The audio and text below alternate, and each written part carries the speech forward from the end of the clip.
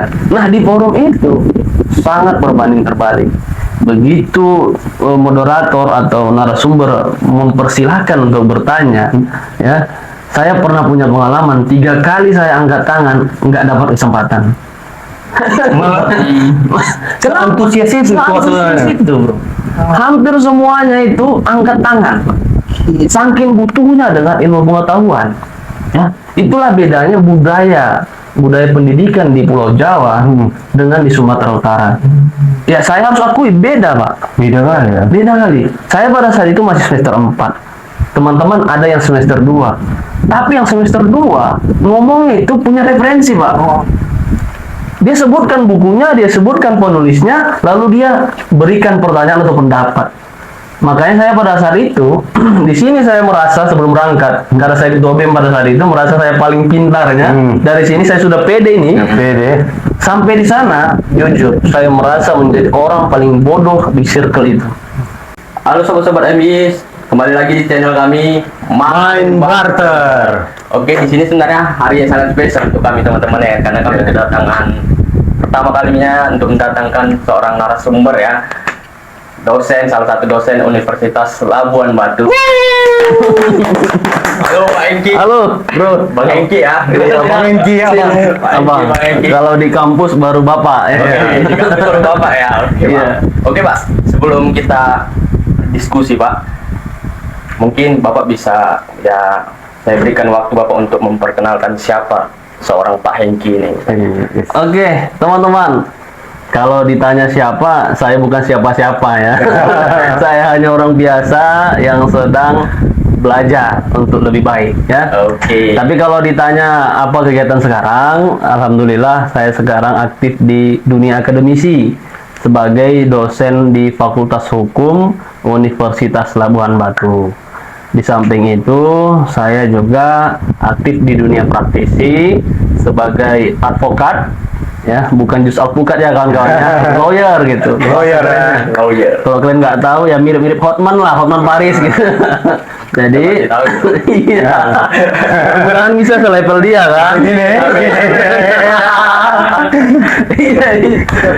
Kemudian ada lagi satu lagi yang karena memang ini trennya media sosial ya, saya mencoba sebagai seorang kreator lah di media sosial. Itu sih Oke. teman-teman. Berarti Pak sekarang jadi dosen udah berapa lama, Pak? Kalau jadi dosen sejak 2023, 2023. ya, 4 bulan pasca saya lulus magister hukum di Universitas Labuan Di Batu. Universitas Labuan Batu. Nah, berarti Bapak udah jadi dosen sekitar udah mau 2 2 tahun. 2 tahun ya, tahun. Pak? Selama Bapak jadi dosen selama 2 tahun ini, pasti Bapak udah sering nih jumpa mahasiswa kan? Nah, biasanya keresahan apa yang sering Bapak dengar dari mahasiswa ini? Atau curhatan yang pernah mereka berikan kepada Bapak gitu? Mahasiswa curhat ya. Iya, Pak. Apa Ini personal dulu ya. Iya.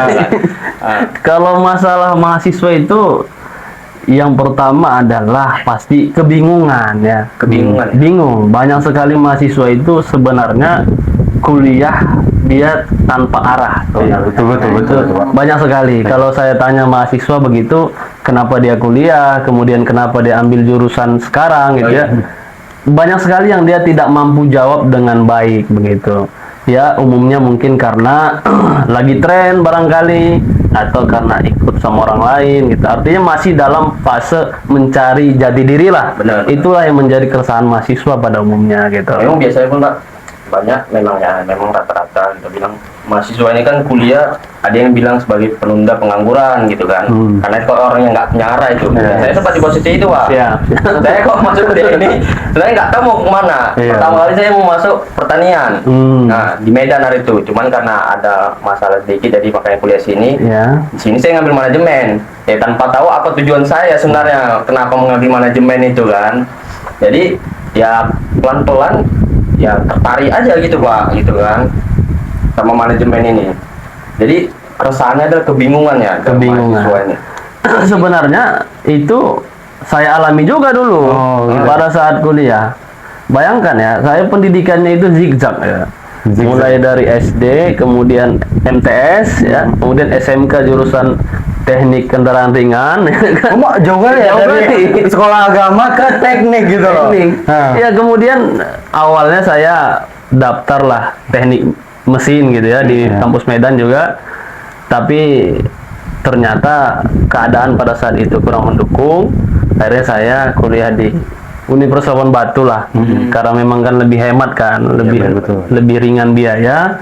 Kemudian jurusan yang pertama saya ambil itu bukan hukum, tapi manajemen informatika. Manajemen informatika. Kenapa?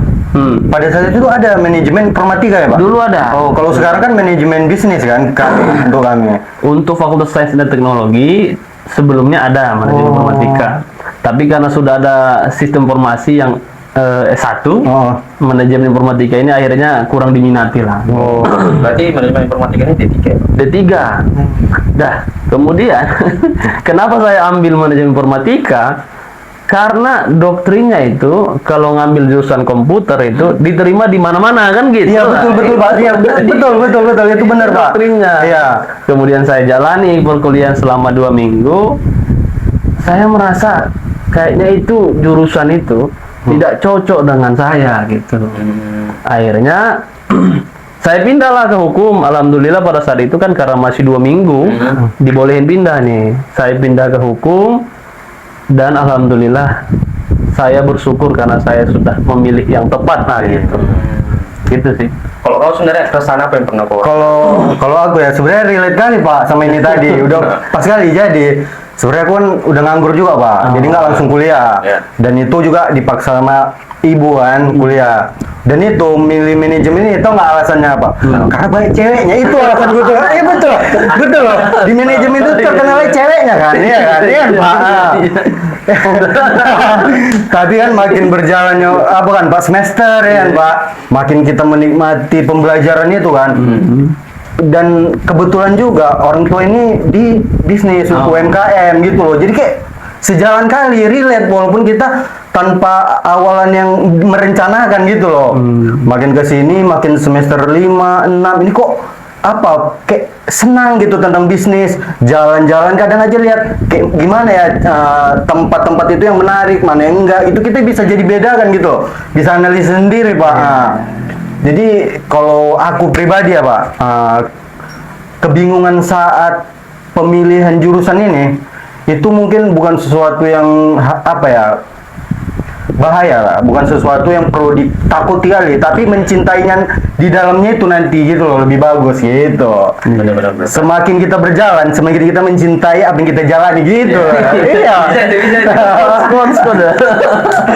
Tapi kalau saya ada Pak keresahan yang saya alami, salah satunya gini Pak, aku pernah merasa sibuk kali ini Pak, mengikuti semua hal gitu kan, sibuk kali ini, tapi nggak tahu makna apa dari kesibukan itu. Iya, nggak tahu sebenarnya kita ini. Dan apa yang aku pelajarin nggak dapat gitu Pak. Sibuk ya lelah jiwa aja gitu capek Pak. aja gitu Pak, kayak waktu aja nggak ada gitu kan, kayak perasaan padat aja gitu.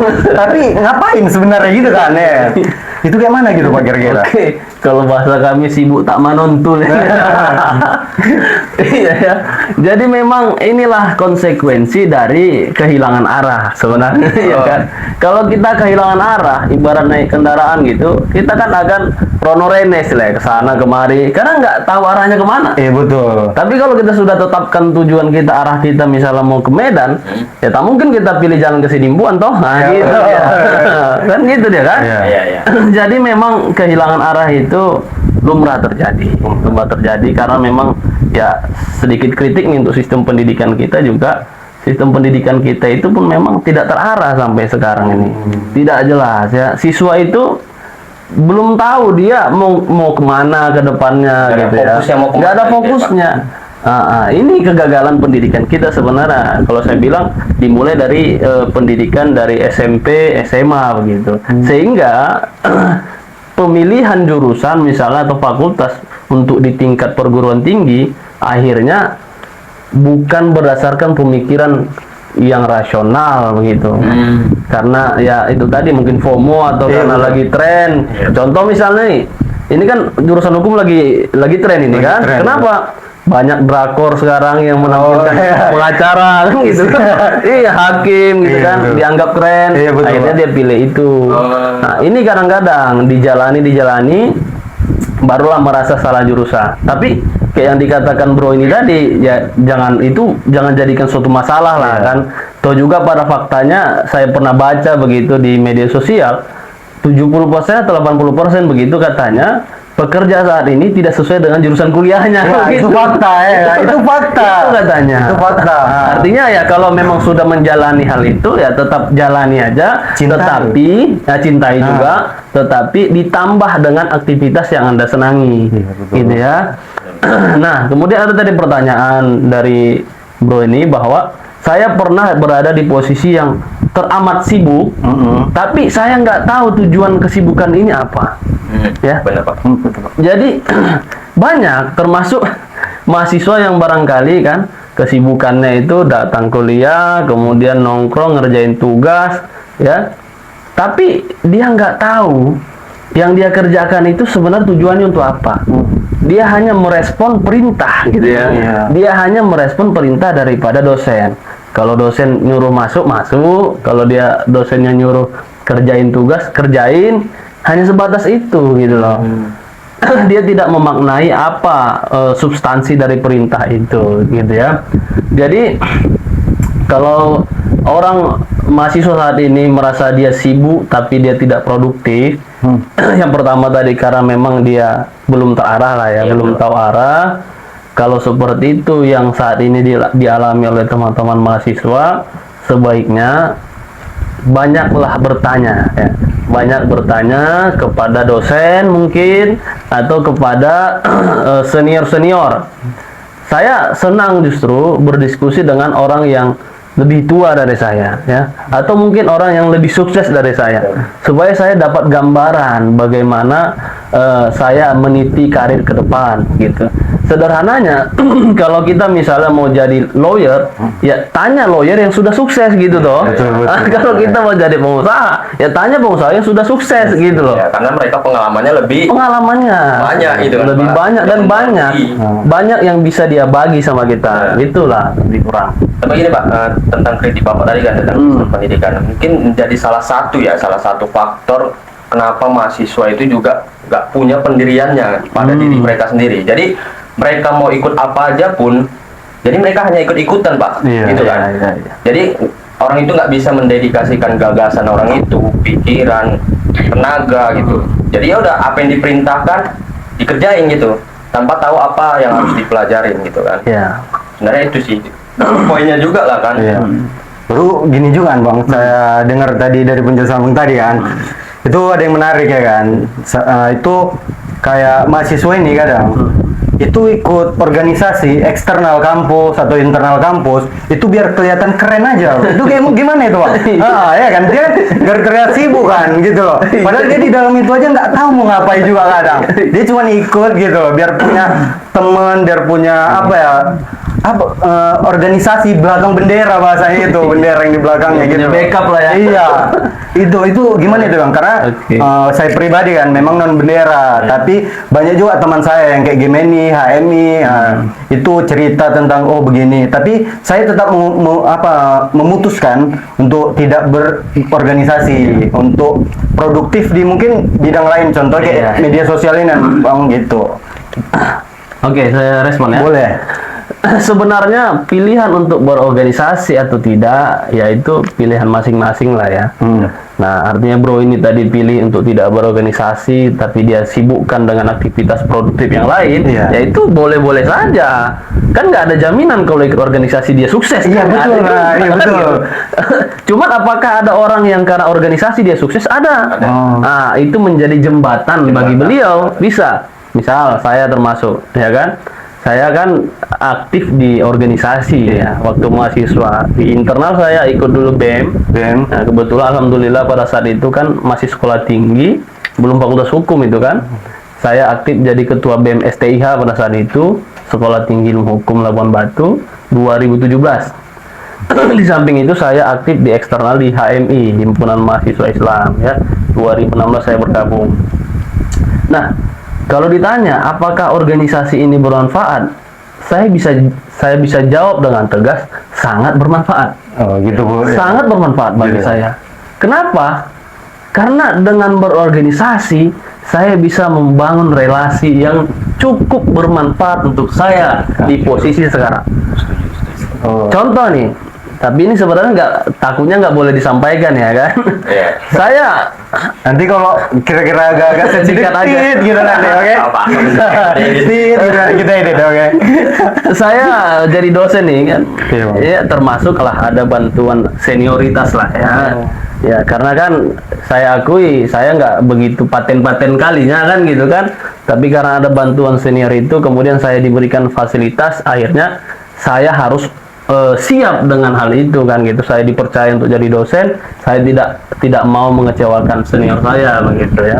Kemudian saya juga sebagai lawyer ini dibimbing oleh senior yang satu organisasi gitu, satu bendera gitu. Bendera, HMI juga. ya, HMI Bang? juga. Nah, mungkin tanpa mereka itu saya nggak bisa seperti sekarang gitu ya. Itu dia yang saya rasa relasi itu begitu penting dan sangat berpengaruh bagi aktivitas profesi saya sekarang. Meskipun memang ditambah lagi faktor utama itu adalah ketentuan Tuhan ya, takdir tadi ya. Takdir juga ya kan? Kita kan sebatas usaha sih, usaha, kemudian ada doa dari orang tua, keluarga dan segala macamnya. Dan usaha itu berjalan beriringan dengan takdir Tuhan. Nah, ini yang penting sebenarnya. Karena tak semua juga usaha itu selaras dengan hasilnya ya.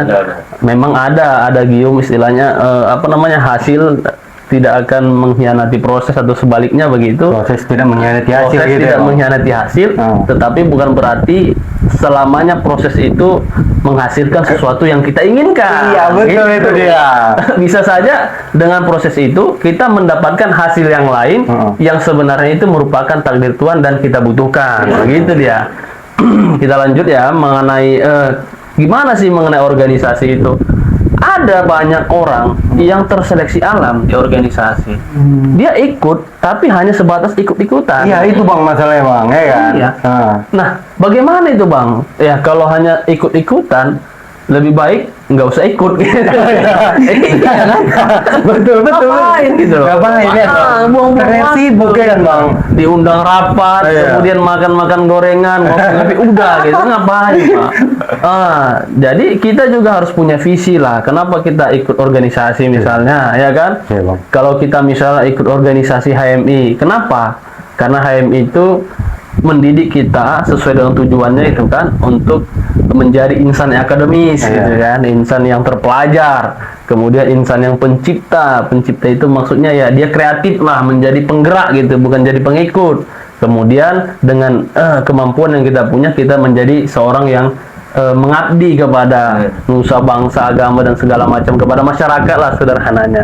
Itu doktrin yang dibangun ya. Jadi kalau kita bisa maksimalkan ajaran-ajaran organisasi itu, insya Allah akan ada bermanfaat untuk kita. Nah, tetapi kalau ada misalnya beberapa orang yang ikut organisasi kemudian tidak berhasil, bukan organisasi yang salah. Nah, sama halnya dengan misalnya agama gitu ya kan. Kan tidak semua orang beragama itu taat pada agamanya. Iya, betul. Apakah kemudian agamanya yang salah? Tidak. Kan gitu kan. Bisa saja oknumnya yang mungkin khilaf Ya, dan segala individunya. macamnya. Individunya gitu, Bro. Makanya sebenarnya kita pun ya memang kalau mau mulai itu kan Pak, memang harus dengan kata kenapa gitu. Saya setuju sekali itu. Karena dengan mulai kata kenapa itu kita sedikit lebih kritis tentang apa yang mau kita lakukan gitu. Ya. Kenapa aku mau masuk organisasi ini? Apa yang mau aku kembangkan gitu kan? Betul. Sama satu lagi tentang masalah organisasi kan, tentang penting atau enggaknya sebenarnya itu kan subjektif kan Pak. Iya. Dan pengalaman seperti Bapak bilang tadi juga jembatan bagi orang-orang yang mungkin nggak punya akses banyak Yes. untuk mengembangkan dirinya. Jadi Betul. ya setuju juga lah apa yang bilang Bapak tadi ya, bilang organisasi bermanfaat ya sangat bermanfaat. Apalagi saya juga salah satu orang yang mau mengembangkan diri lewat akses tersebut gitu kan. Betul. Ya, tapi insight-nya tadi lah kan. Nggak semua proses yang sama menghasilkan hasil yang sama gitu loh. Itu juga penting ya teman-teman. Jadi gitu. Walaupun Bapak ini ya berhasil kita bilang kan, tapi kalau teman-teman cuma mau template ngikutin gitu aja, mungkin kalau nggak dengan visi yang benar gitu loh, mungkin nggak akan dapat hasil yang sama gitu loh. Takdir Tuhan itu beda-beda gitu ya Bang. Nah, tapi gini kan Bang, di dalam organisasi itu kan Bang, apa kira-kira pengalaman Abang yang paling berpengaruh sama merubah pola pikir Abang gitu loh? Oke. Gitu. Mantap. saya bisa ceritakan bahwa saya di tahun 2017 di bulan Maret ikut latihan kader 2 namanya, intermediate training di HMI cabang Semarang. Nah, momen itulah yang membuat saya menjadi lebih lebih aktif lah gitu di kampus atau di organisasi, kemudian lebih terarah gitu ya, lebih termotivasi. Kenapa? Saya melihat di forum training itulah sebenarnya perkuliahan yang sebenarnya diharapkan oleh tokoh-tokoh pendidik kita. Maksudnya bagaimana? Keaktifan peserta itu luar biasa. Iya betul. Kalau di daerah kita, mohon maaf nih ya, kalau ada sesi tanya jawab, yang bertanya itu 1 orang aja udah bersyukur kita. Iya betul bang, betul. Betul kan? Iya, ini pengalaman di kelas. Iya, 2 lah kita bikin. Udah paten kali. Udah paten kali. Karena dipaksa-paksa dosen. Iya, betul bang, betul bang. Nah, kalau nggak ada yang nanya. acak ya kan, siapa Iya. kau gitu ya. Kalau kebetulan inisiatifnya susah ya bang. Iya, kalau nggak dipaksa sama dosennya itu nggak nanya itu. Padahal dosen berharap inisiatifnya gitu Iya, loh, ya kan? harusnya begitu. Partisipasinya antusias si mahasiswa ini gitu kan bang. Iya. Nah, di forum itu sangat berbanding terbalik. Begitu moderator atau narasumber mempersilahkan untuk bertanya, ya, saya pernah punya pengalaman 3 kali saya angkat tangan nggak dapat kesempatan. Malah antusias itu Antusias itu, bro. Hampir semuanya itu angkat tangan. Saking butuhnya dengan ilmu pengetahuan. Ya, itulah bedanya budaya pendidikan di Pulau Jawa dengan di Sumatera Utara. Ya, saya harus akui beda, Pak. beda kali ya. Beda kali. Saya pada saat itu masih semester 4. Teman-teman ada yang semester 2. Tapi yang semester 2 ngomongnya itu punya referensi, Pak. Dia sebutkan bukunya, dia sebutkan penulisnya, lalu dia berikan pertanyaan atau pendapat. Makanya saya pada saat itu di sini saya merasa sebelum berangkat, karena saya ketua BEM pada saat itu merasa saya paling pintarnya. Dari sini saya sudah pede ini. Pede. Sampai di sana, jujur, saya merasa menjadi orang paling bodoh di circle itu. Itu, Pak. Saya ini nggak bohong nih. Jadi teman-teman di Pulau Jawa itu sudah terbiasa dengan kalimat akademis, ya kan, kalimat-kalimat ilmiah gitu. Kalau kita di sini mengucapkan dengan kalimat ilmiah itu banyak yang tidak paham. Iya, dibilang kita sok paten. Iya, bilang filosofis aja kan. Jadi itulah yang merubah saya. Kemudian pelan-pelan saya belajar kosakata ilmiah. Karena kan sekarang rupanya ada aplikasi tuh KBBI 5 gitu. Kita bisa terjemahkan dari situ atau bahkan dari Google langsung kan gitu kan. Akses sudah tersedia gitu. Kemudian dari momen itu saya bisa naik pesawat gratis lah ya. Ya itu bonus. Iya, salah satunya kan, Pak. Saya jujur ini baru naik pesawat itu pertama kali. Dan belum pernah saya ulang lagi kan, belum pernah lagi setelah itu sampai sekarang. Dan berkesan kali berarti. Berkesan kali, luar biasa.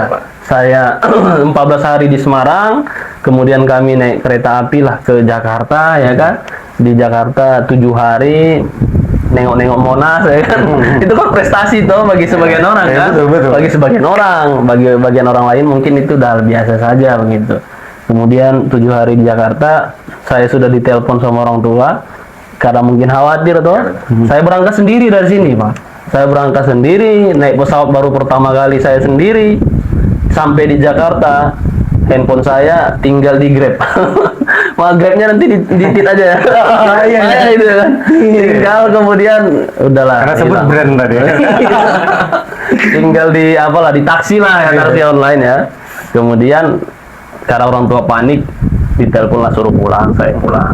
Nah, pasca pulang dari situlah saya sangat berambisi lah untuk lebih baik lagi ke depannya. Alhamdulillah, itulah momen yang paling merubah mindset saya. Berarti kan Bang, di sana gitu tadi abang ceritakan kan, merinding aku tuh, rasa gitu loh. Berarti memang suasana di sana seantusias itu, seserius itu orang itu mau belajar gitu loh. Iya. Berarti kita di Sumatera Utara ini masih bisa kita kembangkan lagi, gitu loh. Kira-kira ya bang, apa yang membuat perbedaan segitu jauhnya ya dengan mahasiswa kita yang di sini ya, di Sumatera ya kira-kira? Mungkin ya, budaya. Budaya. Bahwa di sana kan memang budaya membacanya bagus lah ya, lebih bagus dari kita. Ya, kalau saya tak silap ada pernah siapa yang ngomong gitu, katanya budaya pendidikan di Sumatera Utara itu 7 tahun tertinggal dibanding dengan di Jawa. Itu katanya. Artinya kalau anak SMA di Jawa itu udah setara dengan anak S1 atau S2 lah di Sumatera Utara, mungkin begitu. Ya, bisa dibuktikan barangkali kalau kita ngomong sama anak-anak SMA di Pulau Jawa itu memang pintar-pintar mereka, ngomongnya nyambung gitu kan, ilmiah begitu. Jadi apa tadi pertanyaan, lupa bro? Pertanyaannya gimana ya biar kita yang di Sumatera Utara ini bang, antusiasnya itu bisa kayak orang itu gitu loh, yang kayak di Pulau Jawa sana. Antusias ya? Apa tadi? Pertama bukan antusias sih, lebih ke perbedaannya. Iya, kenapa bisa sebanding berbeda? begitu jauhnya gitu? Nah, yang pertama budaya. Yang kedua mungkin apa namanya ya? Di Sumatera Utara ini kan pola pendidikan orang tua itu kan memberikan kenyamanan gitu ya kepada anak mungkin ya. Kalau dulu ya, dulu mendidik itu kan dengan apa namanya, dengan tekanan gitu, dengan paksaan gitu ya. Jadi kalau sekarang kan cara mendidik itu dengan hal-hal yang praktis ya, daripada repot ya ada fasilitasi aja. Akhirnya daya survive mahasiswa itu berkurang, rendah sekali. Dia terbiasa dengan hal-hal yang praktis, ya. Termasuk misalnya kenapa mahasiswa di Sumatera Utara itu malas baca, karena dia lebih senang dengan hal-hal yang praktis yang dia lihat di handphonenya. Baca kan? motivasi gitu. Iya. Kayak penggunaan AI itu ngaruh berarti ya bang? Kalau penggunaan AI ya itu sangat membantu kita. Iya membantu, tapi kan di sisi lain kayak dampak negatifnya menurut saya bang. Kita hanya mencari tahu apa yang mau kita tahu aja, kita nggak bisa explore. Kalau kita baca buku ini, wawasan yang nggak kita cari tahu itu terbuka jadinya gitu kan bang? Bisa jadi. Buku ini sebenarnya lebih terstruktur aja. Iya. Kalau apa ya ini kan kayak ringkasan poin-poin yang dia berikan aja gitu. Nah, masalah penggunaan AI bro, kan ini menarik juga ya. Ada beberapa dosen memang yang dia tidak membolehkan itu mahasiswanya mungkin menggunakan AI toh. Iya. Kalau saya boleh justru. Boleh. Justru itu sangat membantu. Tetapi yang salah di sini adalah AI itu digunakan hanya untuk melengkapi administrasi saja. Ya kan? Bukan untuk meningkatkan kapasitas mahasiswa itu gitu loh. Misalnya suruh buat makalah nih, dia gunakan ChatGPT kan. Tersedia toh semua? Tersedia. Sudah selesai ini semua. Dia nggak baca itu, Pak. Yang penting tugasnya selesai, dia kumpul, udah, ini masalahnya, Pak. Tapi kalau seandainya dia cari itu dari ChatGPT, membantu, dia bandingkan dengan referensi yang lain, kemudian dia pahami, akhirnya kan ini yang akan membantu dia untuk lebih paham konteks yang dia kerjakan gitu loh. Benar-benar. Masalah gini Pak, kita ini kan pasti sering nggak dengar motivasi, jangan takut ngambil kesempatan, nanti nyesel di akhir. Iya. Pertanyaannya, apa semua kesempatan itu harus kita ambil semuanya? Itu pertanyaannya. Iya. Apakah semua kesempatan itu harus diambil? Kalau kesempatan itu sesuai dengan visi kita, ambil saja. Ya kan? Jangan semuanya juga harus dipisah-pisah. Misalnya ada kesempatan nih melamar kerja di perusahaan A, tapi di perusahaan itu yang dibutuhkan bukan profesi, bukan skill yang kita miliki, yang ngapain dipaksakan atau yang kita minati gitu loh. Ya kalau memang peluang itu sesuai dengan kesenangan kita, skill kita, ambil gitu loh. Ngapain dipaksakan juga, yang penting kerja, enggak gitu juga. Enggak gitu juga. Kerja itu harus happy bro. Iya, saya bilang kalau anda mau pilih suatu profesi itu harus menyenangkan bagi anda. Kalau enggak, jangan, karena nanti anda akan jadi beban di pekerjaan itu. Serius. Iya. Mungkin udah berapa menit kita berdiskusi nih? 28 menit. Udah 28 menit ya? Iya. Mungkin segini aja lah diskusi kita ya kan Pak. Jadi Cukup sampai di sini aja lah ya Pak. dong, pesan-pesannya gimana? Nggak ada. Iya, bolehlah Bapak pesan untuk anak muda seperti kami gitu. Oke. Iya bang. Aku tambah ya bang. Jadi, Biar sekalian diringkas ya kan. Jadi kan juga kami ini kan masih memulai untuk belajar mengedukasi secara media sosial kan bang. Oke. Kira-kira apa ya yang perlu kami tingkatkan atau kami pelajari untuk kedepannya bang? Karena kan abang juga di sisi lain dari dosen juga punya aktivitas jadi kreator kan bang. Nah itu apa ya kira-kira bang? Gitu. Oke. Jadi untuk teman-teman anak muda lah ya. Yang pertama, kalian harus berpikir mana sesuatu yang produktif yang harus kalian kerjakan, mana sesuatu yang sifatnya hiburan. Jadi perlu ada manajemen waktu ya. Misalnya nih, sekian jam kalian gunakan untuk hal produktif, sekian jam lagi kalian gunakan untuk hiburan, dan sekian jam lagi untuk istirahat. Kalian harus bisa tentukan itu waktu-waktunya. Kalau enggak, nanti kalian akan mengalir seperti air. Ini filosofi yang dulu banyak diadopsi oleh orang ya kan. Tapi kalau kalian kaji secara filosofis, air itu akan mencari dataran terendah. Apakah kalian mengalir untuk menuju hal yang terendah atau bagaimana? Itu harus kalian jelaskan begitu ya dalam pemikiran kalian. Memang air itu bisa saja dia mengalir ke muara, ya kan? Ke lautan misalnya. Nah, pertanyaannya tujuan kalian muara atau parit kecil? Ya itu ya. Jadi perjalanan air yang mengalir ini harus terarah gitu, iya. ada visinya gitu. Hidup itu harus ada visi teman-teman. Iya, kemudian Biar tahu warnanya tadi mau ke muara atau nyasar ke parit kecil gitu. Ini bagus sekali betul ini bang. Iya kan karena banyak orang kan ikut aja gitu. Tapi nggak tahu tujuannya mau kemana gitu. Iya. Takutnya ngambang ya kan, kayak yang api itu. Jadi, kemudian ini saya mau apresiasi teman-teman. Ini mainbarter.id ini keren. Terima kasih Pak. Ya, saya apresiasi masih ada anak muda di Labuhan Batu yang kreatif seperti ini, dan saya akan support sebisa mungkin ya. Lanjutkan. Kemudian mengenai dunia kreator ya.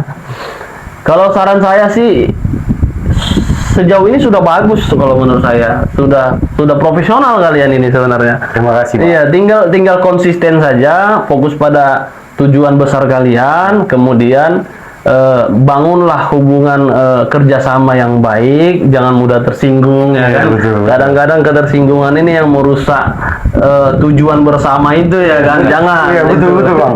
Karena makanya banyak sekali orang kerjasama bangun usaha misalnya, tiba-tiba karena ketersinggungan rusak jadi Iya, usaha. karena ego ya tadi ya bang. Ego. Itu turunkan lah. Jangan dulu punya ego sektoral gitu, tak usah dulu lah. Fokus pada visi kalian bersama ya. Kalau ada seleksi kita itu biasa, dewasakan cara berpikirnya. Kemudian ya, manfaatkanlah media sosial ini untuk hal-hal yang produktif. Jangan sifat konsumtif saja ya kan. Iya, betul, Pak. Kalian boleh jadi penonton tapi juga bisa jadi pencipta. Itu ya, dia. pencipta yang produktif, bisa ngasilin duit ya kan, atau ngasilin ilmu dan lain sebagainya. Manfaatkan. Jadi kalau dulu orang nggak punya uang karena memang nggak ada pekerjaan misalnya. Kalau sekarang, kalau orang nggak punya uang, nggak ada lagi alasan nggak punya pekerjaan. Tinggal kalian aja yang malas berarti. Karena kalian bisa ciptakan pekerjaan sendiri. Karena teknologi sudah mendukung ya kan. Siapa sekarang anak muda yang nggak punya handphone sih? Kayaknya hampir semua. Bahkan ada yang 2 begitu satu orang. Siapa yang nggak punya paket? Kalaupun nggak punya paket kan ada wifi. Iya betul. Ya. Pertanyaannya mau tidak? Mau Nah, tidak. kalau nggak mau atau malasnya masih mendominasi diri kita, motivasinya itu berada di bawah malas, yang nggak akan berbuat. Nah, maka tagline "Ayo mulai" itu harus digalakkan dan sekarang. Ayo mulai, Ayo mulai ya. Jangan tidur ya. Oke. Oke, mungkin Tunggu ya aku ya. Ini jujur ya teman-teman, ini nggak tahu ya. Salah satu kesan pertama kali jumpa tadi aja udah wah, luar biasa kali jumpa bapak ini. Apalagi semua yang bapak ini jelaskan tadi ke kami kan. Sampai aku aja tadi kan manggil abang gitu loh. Itu salah satu bentuk gimana ya? Antara dosen dan mahasiswa ini biar gak ada jarak gitu ya bang. Nah, biar nggak ada canggung, bisa sharing lebih dalam. Baru seperti yang kayak tadi abang ini jelaskan kan tentang organisasi, saya yang nggak berorganisasi, tapi pola pikir saya jadi terbuka gitu loh, lebih lebih luas gitu, nggak yang kayak tadi tentang kayak cuman keren, aku mikirnya kayak gitu dulu gitu loh. Tapi di makin kesini itu rupanya media untuk orang mencari koneksi gitu loh jadinya. Bahkan Iya. terbukti dari bapak ini sendiri gitu. Baru di samping itu tadi kan, kayak saya walaupun saya nggak berorganisasi, tapi saya libatkan diri saya untuk produktif ke hal lain, naikkan value saya dari media sosial buat konten creator ini contohnya gitu. Ya, mantap. Mantap. Yuk. Sukses. Amin. Mungkin segitu aja video kita hari ini teman-teman. Sampai jumpa kembali. See you next time. Oke bro, thank you. Terima kasih, Pak. Sukses. Biasa kali nih Bang Karim, betul. Inilah kena umbang awak ya.